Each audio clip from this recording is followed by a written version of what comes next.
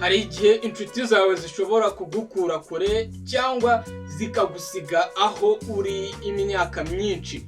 Ntabwo ari ugukunda cyangwa se kwanga, ni psychology. Hari umusore washakaga guhindura ubuzima bwe, ariko buri munsi iyo ari kumwe n'abantu batatekerezaga ejo, bahoraga bavuga abandi, bagakunda amafaranga yo kwishimisha gusa. Buri gihe iyo yavugaga ayide nshya bakamuseka bati ibi ngibi ni iby'abantu badafite akazi. Iyo yavugaga gutangira ikintu gishya baramubwiraga bati ubuzima buragoye, ibyo ngibyo ntibikunda. Buhoro buhoro nawe yatangiye kubivuga gutyo. Nyuma y'umwaka ntiyari afite ideas, ahubwo yari afite excuse gusa. Nyuma y'igihe yatangiye kubona ko ikibazo atari inzozi ze, ahubwo ikibazo ni abantu ahora yumva buri munsi.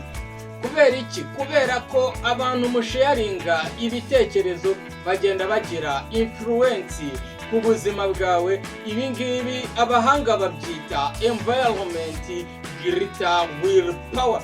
Niba uhora hagati y'abantu badafite vision, badafite discipline, badafite ambition, utabishaka nawe utangira kumera nkabo bucece buhoro buhoro. Suko ibyo ngibyo ari bibi, ahubwo nuko ubwonko bwacu bukora copy paste y'abantu duhorana nabo. Ntabwo bivuze ngo uce inshuti zawe, bivuze ngo bongera abantu bafite aho berekeza. Umuntu umwe ukorana nawe ufite vision aruta itsinda ryose riguseka ngo ureke inzozi zawe.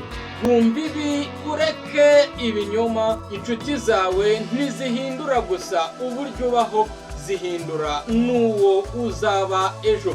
Ese itsinda urimo riri kukubaka cyangwa riri kugusiga inyuma? Be honest. Niba nawe wabyumvise, andika ndahindura environment yanjye muri comment. Niba nawe uri kwisanga muri abo ngabo, iyi ni Bernadotte Click Diaries.